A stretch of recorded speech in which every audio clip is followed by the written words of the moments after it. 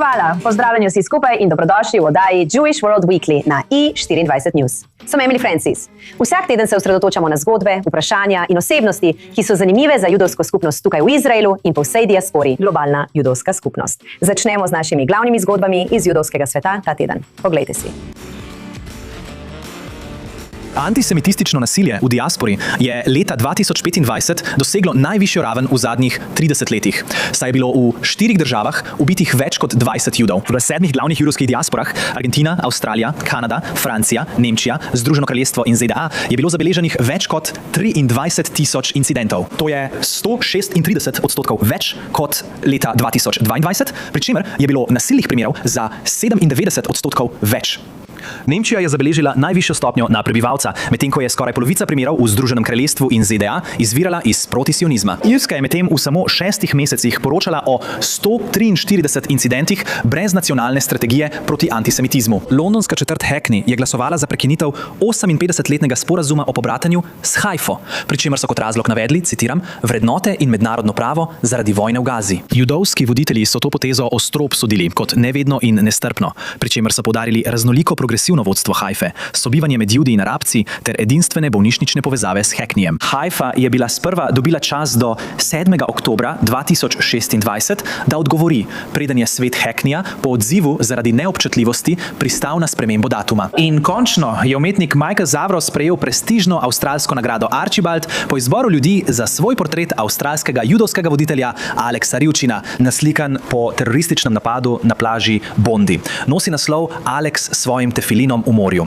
Prikazuje Rivčina, kako brodi skozi vodo. Njegov tefilin je viden kot simbol vere in odpornosti. Zavros, ki je odkril svoje aškenaške judovske korenine, je povedal, da ga je navdihnilo voditeljstvo Rivčina in njuna neverjetna podobnost. Odprto protiizraelski skrajno levičarski župan New Yorka Zohran Mamdani še naprej buri duhove med judovskimi skupnostmi na območju New Yorka. Med svojo kampanjo je nagovarjal volivce z grožnjo, da bo aretiral premierja Benjamina Netanjahuja, če pride v New York. Nato je prejšnji teden pred kamero označil premierja za vojnega zločinca, a hkrati priznal, da kot župan nima pooblastil, da bi aretiral izraelskega voditelja. Kljub temu ima po nedavni anketi 44% judovskih prebivalcev New Yorka pozitivno mnenje o Mamdaniju. Pravzaprav je bolj priljubljen kot premier Benjamin Netanjahu. Med njimi je tudi naša naslednja gostja, ki se nam iz New Yorka pridružuje kot avtorica in izobraževalka, rabinja Abby Stein. Pozdravljeni, lepo vas je spet videti. Lepo vas je videti, minilo je že nekaj časa, mislim, da sem vas nazadnje videl pred časom. Ja, bili smo v studiu v Jafi, ja. Vem, pred mnogimi leti. Od takrat se je zgodilo veliko stvari. Ampak najprej bi rada rekla, ne glede na to, na kateri politični strani stojiš, kot judinja v New Yorku, ali čutiš vzdušje, ali se samo poskušaš izogniti pozornosti. In vse skupaj je veliko bolj napihnjeno, kot smo mi, kar se v resnici dogaja vsak dan. Odvisno, kaj misliš z vzdušjem.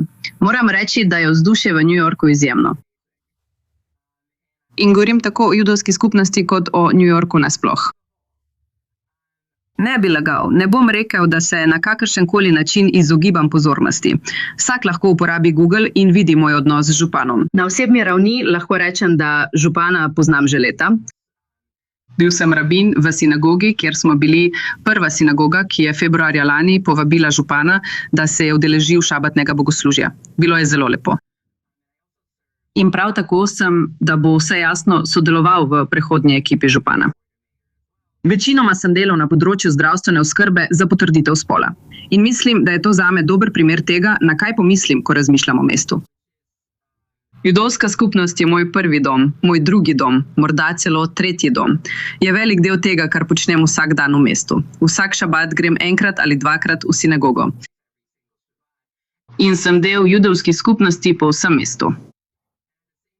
In hkrati je judovska skupnost pomemben del tega, kar sestavlja mesto.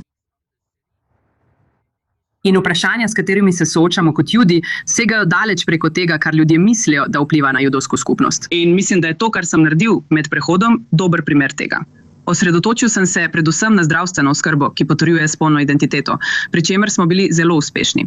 Pravkar smo dobili $18 milijonov za tovrstno oskrbo, ki je na udaru zvezne vlade, na čemer sem delal med prehodom. Zame je to prav tako pomembno. In, bom rekel, del judovske skupnosti in kvir skupnosti ter tako naprej. Zato je pomembno, da to povem.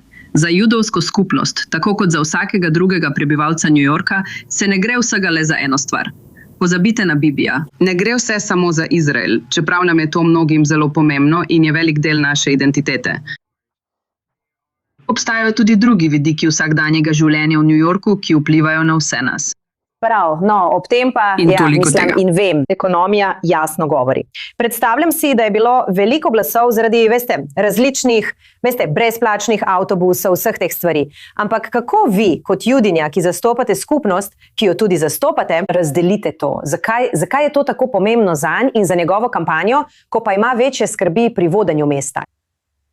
Tukaj je nekaj zanimivega. To je nekaj, kar želim povedati. Tudi med volitvami in enako zdaj. Ljudje si lahko to poiščejo in preverijo vsako izjavo, ki jo je dal. Skoraj vedno je odgovarjal na vprašanja ljudi. In to je zelo močno, da je župan odraščal v propalestinskem gibanju. Mislim, da ne samo za veliko Newyorčanov, ampak tudi za veliko judovskih Newyorčanov. Vzemimo za primer nekoga, kot je Brad Lander, ki je tako moj prijatelj, kot tudi član sinagoge, v kateri sem delal in tako naprej. Kjer je velik del njegove podpore županu izhajal prav iz tega prepričanja, da obstaja skupna človeškost vseh ljudi in tako naprej. Torej, obstaja ta del, kjer ni nujno, da gre za protislovje, ampak je pravzaprav razlog, zakaj je toliko ljudi sploh všeč njegova politika, ampak v resnici ni. In on je bil tako zelo osredotočen na lokalna vprašanja. In razumem, to za ljudi v Izraelu. In jaz sem pacient. Ali je to sploh pomembno? Vedno. Res? Tule so policijska vprašanja in vse te stvari, kaj ne? Še posebej, ker se bliža še ena obletnica, 11. septembra. Mislim, imamo res velike mestne zadeve. Vem kot nekdo, ki je živel v New Yorku 15 let. Ja, in to je večinoma tisto, na kar se je osredotočil, spet, enako kot pri aretaciji Netanjahuja, enako kot pri izvedbi volitev. In vabim ljudi, da si tudi to ogledajo, ker je skoraj vsaka izjava, ki jo je dal, poleg splošnih in mislim, da je New York globalno mesto. New York ima največje judovsko prebivalstvo, pa tudi eno največjih palestinskih in arabskih skupnosti v državi. Torej so te stvari pomembne za prebivalce New Yorka. Ampak skoraj vsaka izjava o Izraelu je bila podana kot odgovor na zastavljeno vprašanje. In to je tisto, kar je tako pomembno. Ker če pogledaš dejansko platformo, ki jo je župan predstavil med predvolitvami in med splošnimi volitvami, ter dejanske korake, ki jih je sprejel, so vsi tako osredotočeni na video, ki ga je objavil. Tudi to je bilo ponovno odziv na to, da so ga znova in znova spraševali. Ali še vedno nameravate aretirati, ali boste še vedno... Ker nam skoraj zmanjkuje časa, ampak s tem rečeno, ali dela kaj, da bi vsaj sodeloval in nagovarjal? Mislim, že ste izbrali 18-članski sodni odbor. Nobenega judovskega sodnika. Vemo, da jih je veliko. In če želite ustrezno odražati skupnost, je eden od 10 prebivalcev New Yorka Jud, torej z 18-članskim odborom. Zakaj ne? Zakaj ne? Zakaj to izpustiti? Mislim, da je to tisto, kar želimo vprašati. Mislim, da je ena največjih stvari, ki jih je naredil, naprimer nekaj, kar je bil načrt, ki so ga dejansko razvile judovske organizacije, posebej skupine kot so Jews for Racial and Economic Justice, skupine kot je Bend the Ark, ki so vse judovske neprofitne organizacije, ki so podpirale in vlagale v preprečevanje sovražnih kaznivih dejanj. Naprimer, predlagali smo načrt, v katerem smo mesto pozvali naj poveča sredstva za to za 800%, kar je prišlo neposredno od judovskih skupin, skupaj z drugimi skupinami v mestu, vendar od ljudi, ki verjamejo, da preprečevanje sovražnih kaznivih dejanj potrebuje več kot le policijo. To smo dosegli. Proračun je bil pravkar sprejet in dobili smo 800% povečanje naložb v preprečevanje sovražnih kaznivih dejanj. Enako velja za številne druge stvari. Zelo dobro poznam upravo, tam je veliko Judov. Tam je tudi moja draga prijateljica rabinja Miriam Grossman, ki se je pridružila upravi kot povezovalka z judovsko skupnostjo. Razširjamo urad za boj proti antisemitizmu. Trenutno ima 2 zaposlena. Zdaj zaposlujejo še 3. raziskovalca, ki bo posebej namenjen raziskovanju antisemitizma v mestu. Ni samo odzivanje na težave, ampak tudi proaktivno sodelovanje, da bi prisluhnili skupnosti. Župan ima politiko, da se sreča z vsakim judovskim voditeljem, ki je pripravljen na srečanje z njim. Nažalost, jih preveč tega niti noče storiti. Vem pa, da se je osebno srečal z nekaterimi, nekaj je bilo javno, nekaj pa ni bilo javno. Ampak srečal se je z mnogimi judovskimi voditelji. In vem zagotovo, videl sem njegove odzive, tako na televiziji kot tudi osebno. Tudi jaz sem videl njegov odziv, ko so bila na samem ob kavi, ko pravi, da ga vsaki posamezni antisemitski napadi globoko prizadenejo. To ni igra. To ga fizično prizadene, prepuščam drugim, da presodijo, zakaj je tako. Ampak jaz lahko vidim in ljudje lahko vidijo na televiziji, da ga to fizično moti. Eden redkih trenutkov, da so ga ljudje videli jokati javno na televiziji, je bilo med predvolitvami ali med splošnimi volitvami. Ne spomnim se točno, kdaj je bilo, ko so ga javno obtožili antisemitizma. To je bil eden redkih trenutkov, ko je jokal v javnosti. To je nekaj, do česar mu je resnično mar. Mislim, da nam je mnogim to zelo pomembno. In ne pozabimo, njegov video ni zvenel prav nič drugače kot izjave nekaterih izraelskih voditeljev, kot sta Ehud Barak in Mošeja Alon, ki sta tudi obtožila Bibija, da je vojni zločinec. To ni nekaj šokantnega. Moj bog, nekdo je obtožil Bibija, da je vojni zločinec. Toda veliko pripadnikov judovske skupnosti tako misli. Veliko ljudi v izraelski judovski skupnosti tako misli. Tako da to ni proti judovski skupnosti, ko pa nas toliko misli enako. No, Avi, najlepše hvala in naslednje leto v Izraelu. Kot pravijo pa badam, bam. Z veseljem, vedno rad pridem na obisk. V redu, naslednjič, ko prideš, nam sporoči. Povabili te bomo v studio. Pazi nase. Email je ta. Zamenjam temo, ampak ostajamo pri ZDA. Bitka za odprto mesto v ameriškem senatu v Michiganu se zaostruje, ko se približujemo pred izborom tega tedna. Demokratski kandidati, predstavnica Haley Stevens in njen nasprotnik Abdul El-Sayed se spopadata glede številnih tem v Michiganu. Ko pa gre za Jud in Izrael, je razkol velik. Stevensova ponosno zagovarja in dejstvo, da zastopa predvsem judovsko predmestje Detroita. El-Sayed pa odkrito imenuje Izrael za odpadniško državo in nasprotuje ameriški vojaški pomoči Izraelu. V ospredje njune zadnje razprave pa stopa tema AIPAC-a, pri čemer El-Sayed izpostavlja poročila, da naj bi ta organizacija finančno podpirala kampanjo Stevensove. Zdaj se nam pridružuje višji dopisnik 24 News Owen Alterman, ki je tudi sam iz mesta Detroit. Torej, ta posebna Tako, kaj pa predmestja in zvezna država Michigan, Detroita. Torej, ali prihajate iz regije, ki jo zastopa Stevensova? Ona je moja kongresnica, absolutno. Torej, mislim, ali je priljubljena in cenjena, ter so jo spodbujali naj kandidira za senat? Seveda je priljubljena, spodbujali so jo. Ampak poglej, skozi večino svoje kariere je naletela na težavo. Emily, močna podpora judovske skupnosti in podpora Izraelu sta bili v njenem velikem interesu, kajne? Predstavljala je okrožje, še posebej glede na to, kako so bile meje okrožja začrtane v 20 letih. Eno samo okrožje, ki vključuje prav vsa središča prebivalstva judovske skupnosti v Detroitu. Torej je njeno okrožje pretežno judovsko, še posebej na demokratskih predizborih. In Judje v Michiganu, tako kot v preostalem delu Združenih držav Amerike, tradicionalno nagibajo k demokratom. To je pomembna volilna skupina za njo. Če se vrnemo v čas, ko so bile začrtane nove meje okrožij, je bilo zanimivi predizbori med njo in drugim kongresnikom, ker je Michigan izgubil prebivalstvo. Bilo je manj okrožij, zato sta kandidirala drug proti drugemu. Andy Levin, ki ni bil proti Izraelu, vendar ga je podpirala J Street, se je poistovetil z izraelsko levico, medtem ko je Haley Stevens takrat prejemala denar od AIPAC-a. Levin je prihajal iz dolgoletne judovske politične dinastije v Michiganu, medtem ko je Haley prihajala od zunaj skupnosti, a je na koncu prejela več podpore iz notranjosti skupnosti. Povej dekletu, ki je prišla do cilja. Hvala. Ampak to je vpliv iz ozadja. Torej, jasno je, da bi imelo smisel, če bi želeli vložiti denar v to kampanjo, ampak da so v središču razprave. Kako to razložiš?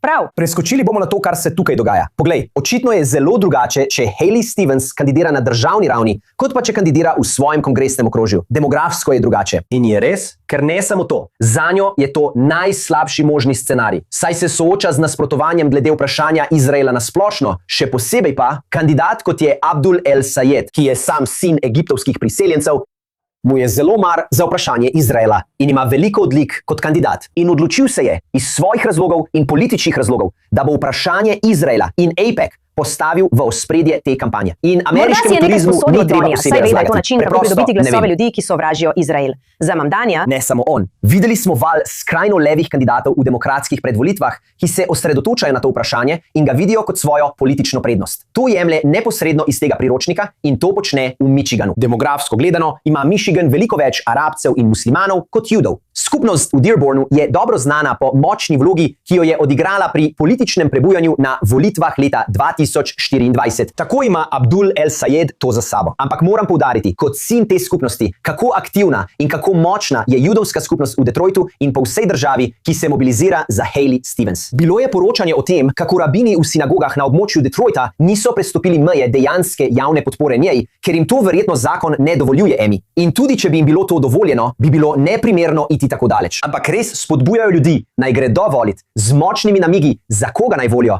In teh namigov pravzaprav niti ne potrebujejo, ker bodo Judi, mislim, po večini političnega spektra v skupnosti prišli in jo podprli, saj velja za dolgoletno zaveznico skupnosti in ne samo Izraela kot takega. In Abdul El Sayed z druge strani nastopa zelo odločno na način podoben Mamdaniju. Ta tekma morda še ni pritegnila veliko pozornosti v tujini, celo v Izraelu ne. Vendar v Združenih državah zagotovo je. Ameriškim gledalcem mi tega ni treba razlagati. In kar zadeva Izraelce, če se kdo sprašuje, kako so Izraelci videli to tekmo, večinoma je niso. Toda težnja v izraelskih medijih, in to lahko rečem iz izkušenj z delom na naši sestrski hebrejski televiziji, je, da se bodo uredniki prebudili, če in ko bo zmagal. In če se v Izraelu v sredo zjutraj zbudimo z demokratskim kandidatom za senat, Abdulom El Sayedom, bo to zagotovo pritegnilo veliko pozornosti tukaj in tudi v času splošnih volitev, kjer bo on soočil s težko tekmo proti republikancu McRogersu. Tako se zdi, da je res. Najlepša hvala. No, pri tej temi, ko vsi zvezdniki kritizirajo Izrael, ena izvajalka noče biti kameleon in verjame v karmo. Tako je, govorimo o Boyu Georgeu, ki je v Izraelu nastopal že večkrat, tudi leta 2017. Zdaj pa je izdal novo pesem z naslovom We Will Dance Again. Toda, kot se sprašuje naš Joe Brown, bi ta pesem lahko naredila več škode kot koristi? Boy George je izdal reggae pesem, ustvarjeno z umetno inteligenco, v podporo Izraelu z naslovom We Will Dance Again.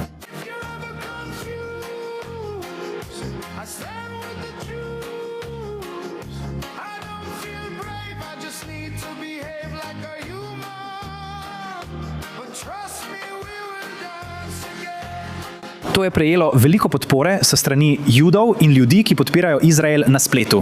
In lahko razumemo, zakaj v zadnjih nekaj letih ni bilo veliko zvezdnikov, ki bi bili pripravljeni javno se izpostaviti in javno izraziti svojo podporo Izraelu ali judovstvu. In to je nekaj, za kar ima Boy George dejansko že nekaj izkušenj. Pojavil se je na irski televiziji in postal viralen zaradi svojih komentarjev v podporo judovski skupnosti. To je ponovil tudi na letošnjem tekmovanju za pesem Eurovizije, kjer je bil nerazumljivo predstavnik San Marina. Poglejte, v čem je stvar. Judje in ljudje, ki podpirajo Izrael, so tako lačni podpore strani slavnih osebnosti in javnih oseb, da jih to pogosto zaslepi pred resnico. Zato vam zdaj povem resnico naravnost. To ni dobra PR poteza. Najprej se pogovorimo o Boyu Georgeu. Ima precej kontroverzno preteklost. Najbolj znano pa je, da je bil obsojen, ker je norveškega spremljevalca priklenil na radiator in ga pretepil. Poleg tega pa je bila ta pesem napisana tudi s pomočjo umetne inteligence.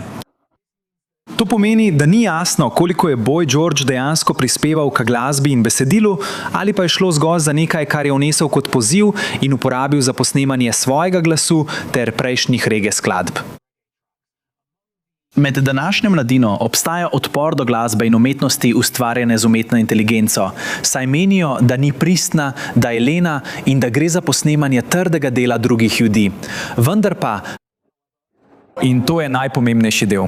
Želim, da vsak, ki je napisal komentar na spletu, kako je bilo to tako dobro in kako komaj čaka, da to doda na svoj seznam predvajanja na Spotifyju, pogleda naravnost v moje oči in mi pove, da je to dobra glasba.